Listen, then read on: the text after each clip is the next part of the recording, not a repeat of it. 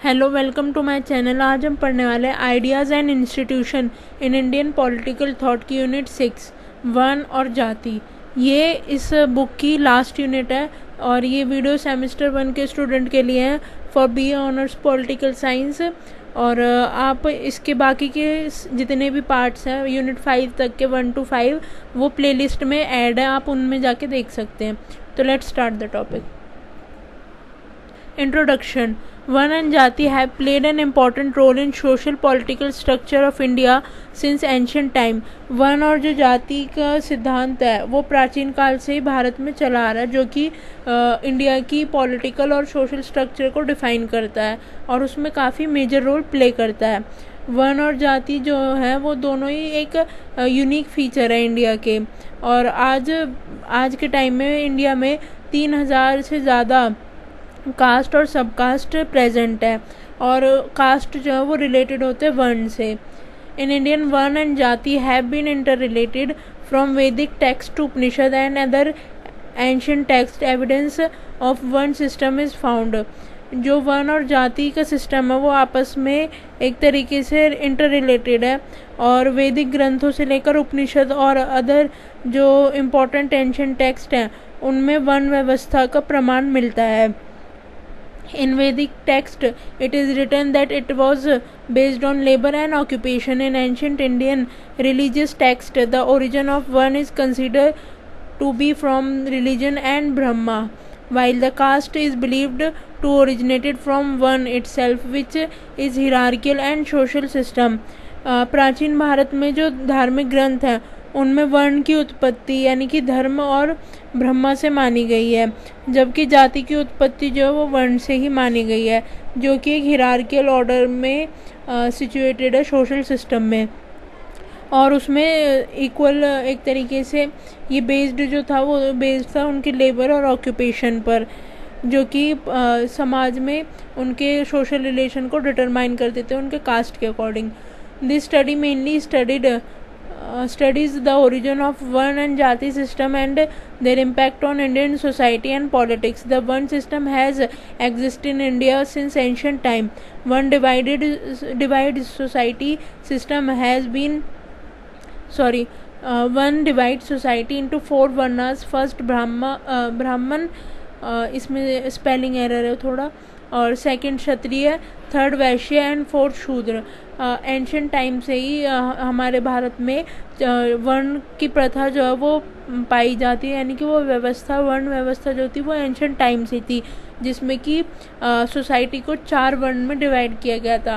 पहला ब्राह्मण, दूसरा क्षत्रिय, तीसरे वैश्य और चौथे शूद्र।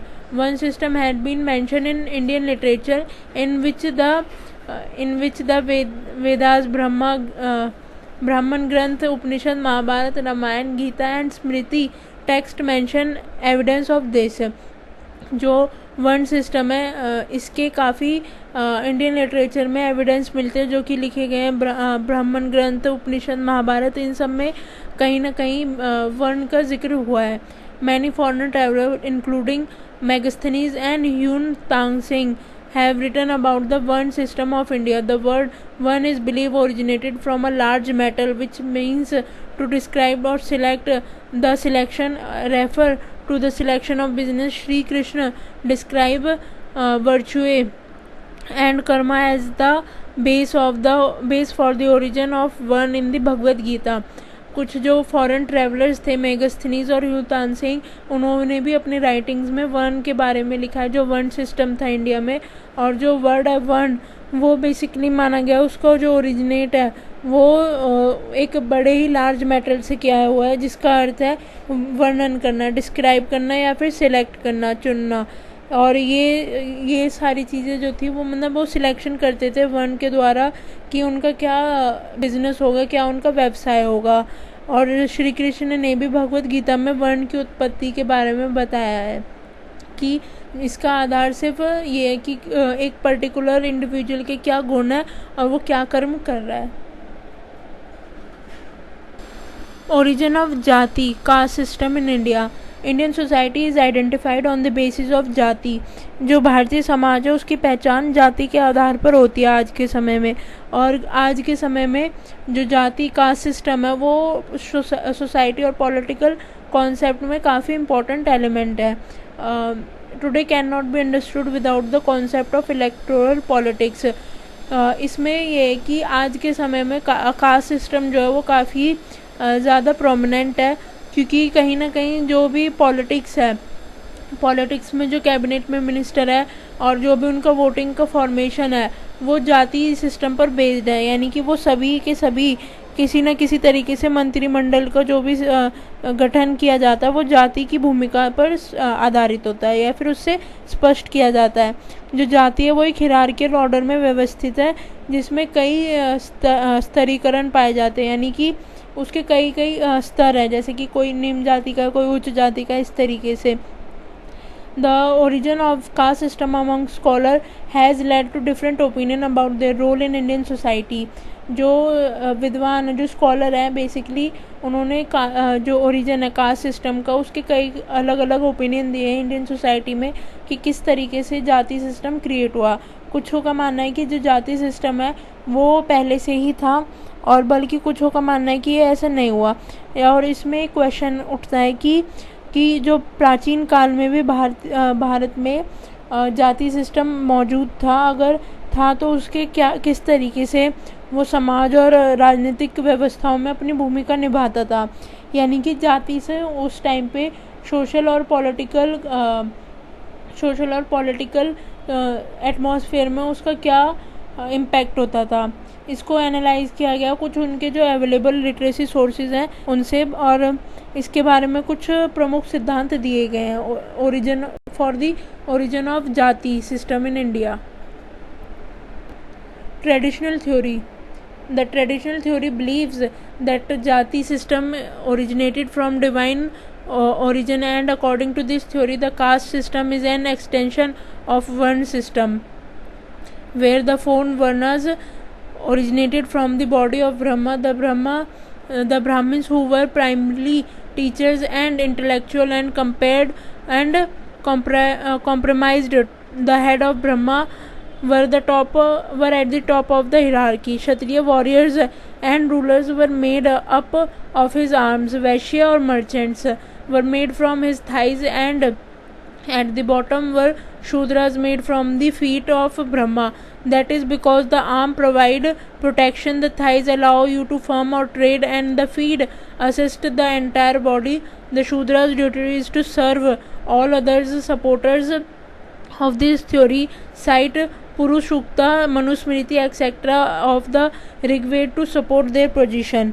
जो ट्रेडिशनल थ्योरी है जाति सिस्टम की वो ये है कि उसमें माना गया है कि जो जाति व्यवस्था है वो एक डिवाइन ओरिजिन है, यानी कि ईश्वर की उत्पत्ति से ये सब हुआ है, जिसमें कि इस सिद्धांत का मानना है कि जो जाति व्यवस्था है वही मतलब उसी से ही वर्ण व्यवस्था का एक्सटेंशन हुआ था, और उससे 4 वर्ण ओरिजिनेट हुए जो कि प्रेजेंट करते हैं ब्रह्मा की बॉडी को, जिसमें कि जो ब्राह्मण है जो मुख्य रूप से शिक्षक और इंटेलेक्चुअल होते थे वो ब्रह्मा के सिर से उत्पन्न हुए हैं। वहीं पर दूसरे नंबर पर जो क्षत्रिय हैं वो योद्धा होते थे और शासक होते थे, वो ब्रह्मा की एक तरीके से भुजाओं से उत्पन्न हुए हैं, उसकी आर्म से उत्पन्न हुए। और वहीं पर जो वैश्य और मर्चेंट है वो उनके थाई से उत्पन्न हुए, जिनका काम होता था ट्रेड करना या उनके अलग अलग फर्म ओपन करना, ये सब। और शूद्रा जो है वो ब्रह्मा की फीट से उत्पन्न हुए, तो उनका काम था कि वो पूरी बॉडी को, यानी कि जो पूरे जो ब्राह्मण है, क्षत्रिय और शूद्र हैं, वो उनको सर्व करे, यानी कि अपनी सर्विस उनको प्रोवाइड कराए। और जो इसके सपोर्टर है वो कुछ थ्योरीज जो पुरुषुक्ता, मनुस्मृति और ऋग्वेद जो है इन सब को सपोर्ट करते हैं। Political theory. According to this theory, the caste system is a clever tool invented by Brahmins to place themselves on the highest ladder of the social hierarchy.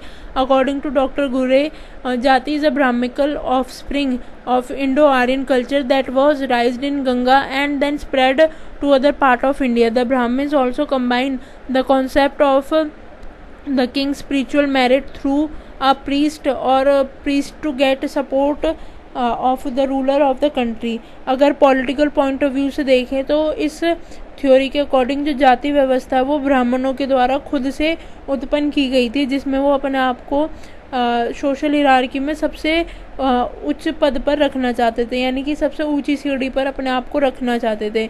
जो डॉक्टर घिरे हैं उनके अनुसार जाति जो है वो भारतीय और आर्य संस्कृति की मतलब ब्राह्मणवादी संतान है जो गंगा में पली बढ़ी और फिर भारत के अन्य स्थानों तक फैली.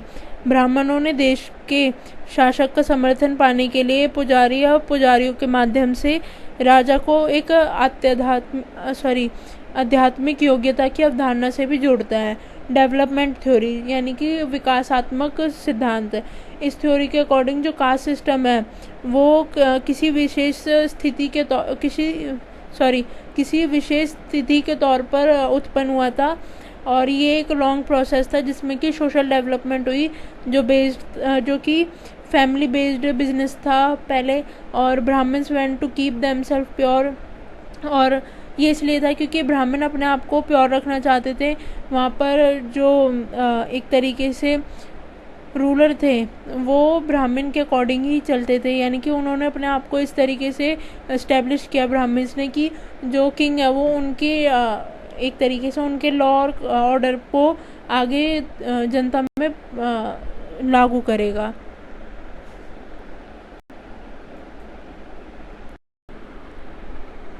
Division of society.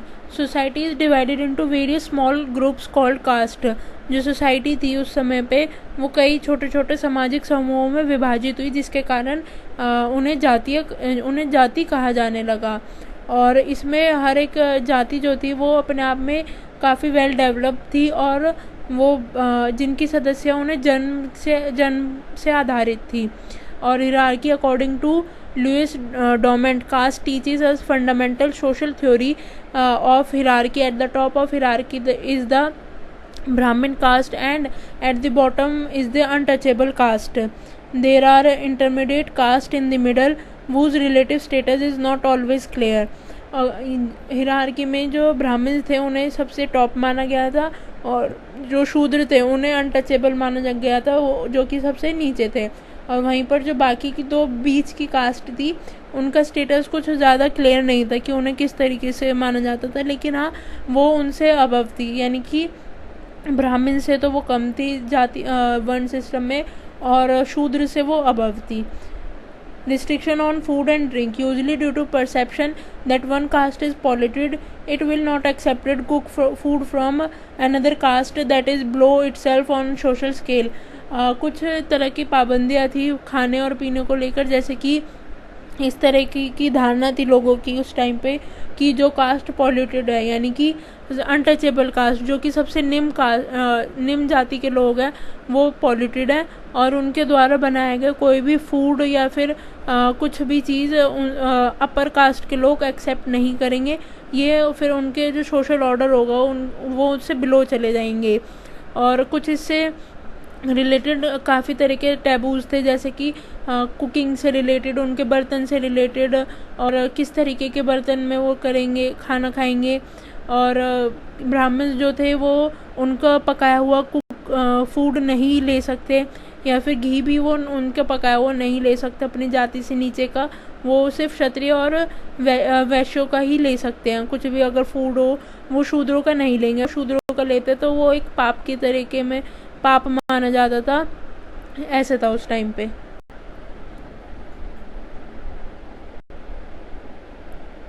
Between Varnas and Jati.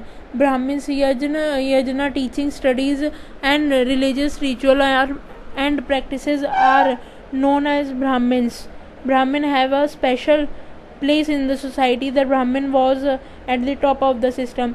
जो ब्राह्मण होते थे उनका बेसिकली काम होता था यज्ञ करना, लोगों को शिक्षित करना, कुछ रिलीजियस रिचुअल को परफॉर्म करना, ये जो करते थे उन्हें ब्राह्मण कहा जाता था। और जो ब्राह्मण होते थे उनको सोसाइटी में काफ़ी इम्पोर्टेंट प्लेस होता था। जो ब्राह्मण थे वो वर्ण सिस्टम में टॉप थे, मतलब टॉप माने जाते थे। वो उनकी जो अथॉरिटी थी वो काफ़ी हाई थी और उनको सोसाइटी में काफ़ी रिस्पेक्ट दी जाती थी, क्योंकि उनके नॉलेज और उनके स्कॉलरशिप के बिहाफ पर। और ये चीज़ें नेसेसरी थी कि एक जो ब्राह्मण होगा वो करेक्टरफुल हो, ट्रूथफुलनेस हो, काइंडनेस हो उसमें, और फॉरगिविंग हो, सिंपैथेटिक हो दूसरों के प्रति। If he did not possesses these qualities then he was not worthy of being called a ब्राह्मण। अगर उसके पास ये क्वालिटीज़ नहीं है तो वो ब्राह्मण नहीं कहलाएगा।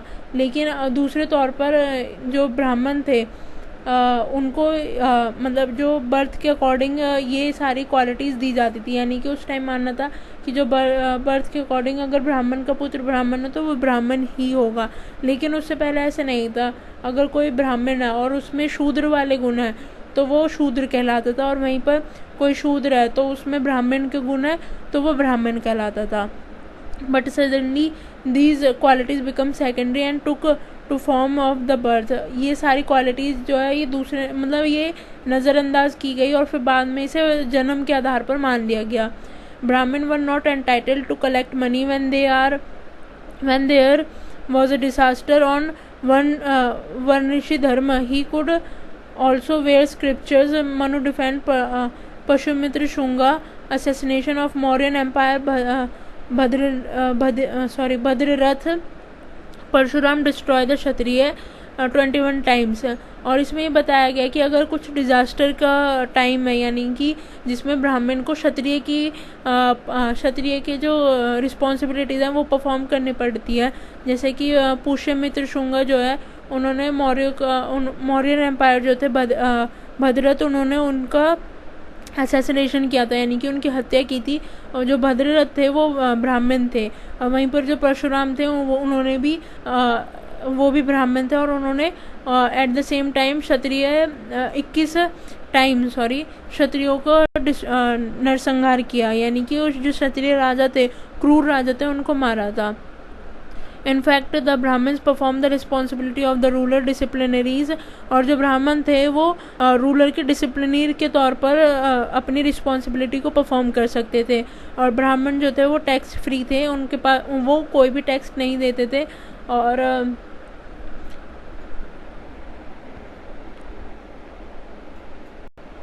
क्षत्रिय, after the Brahmin, Kshatriya were replaced. The place of arm in the body was the same as that of Kshatriya in society. Kshatriya's work was safeguard. In the Mahabharata it is said, who is the king? One who gave joy to the people. What is exactly is Kshatriya? One who protect the Brahmin from harm, injury, wound, etc. In fact, his ultimate religion was to protect the state and country within his bravery, as well as to protect truth and religion. He is also called Trinath. If Kshatriya do not follow their religion, क्षत्रिय जो थे वो ब्राह्मण से दूसरे number पर आते थे। पहले ब्राह्मण थे, फिर क्षत्रिय थे, जो कि क्षत्रिय ब्रह्मा जी की भुजाओं से उत्पन्न हुए थे।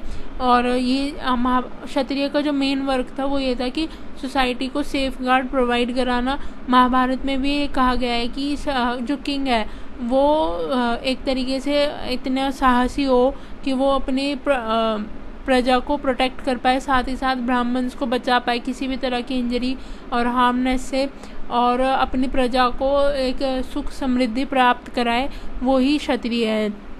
और क्षत्रिय का मेन जो रिस्पॉन्सिबिलिटी थी वो ये थी कि वो अपने रिलीजन को प्रोटेक्ट करे, अपनी कंट्री और स्टेट को प्रोटेक्ट करे अपनी ब्रेवरी से, और वहीं पर ट्रुथ और रिलीजन को भी प्रोटेक्ट करे।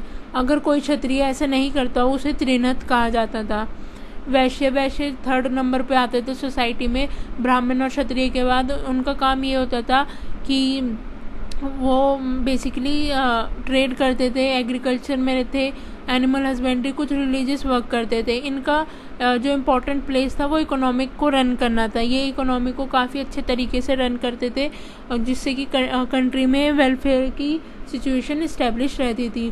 जो शूद्र थे वो लोअर कास्ट होती थी सोसाइटी में, जिनको माना गया था कि वो ब्रह्मा के फीट से उत्पन्न हुए हैं, और ये एक पावरलेस सोसाइटी क्लास थी। इनके पास ना तो कोई प्रॉपर्टी का राइट था, और किसी भी ये एक तरीके से इनका जो अपर जाति के लोग थे, यानी कि अपर कास्ट के जो लोग थे, उनके द्वारा इनको शोषण किया जाता था, और ये किसी भी तरह के यज्ञ या वेदायनम को परफॉर्म नहीं कर सकते थे। इन सब के लिए ये सारी चीज़ें करना वर्जित था शूद्र के लिए।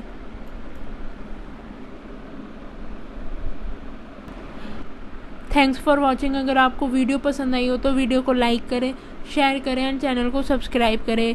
ये इस बुक का लास्ट पार्ट था, और बाकी सारे पार्ट जो हैं वो प्लेलिस्ट में अपलोडेड है। आप इस बुक के नाम की ideas and institution in Indian political thought की प्लेलिस्ट चेक कर सकते हैं। वहाँ पर आप बाकी के वीडियोज़ को दोबारा से देख सकते हैं रिवीजन के तौर पर, तो आपके लिए काफ़ी हेल्पफुल होगा। Thank you.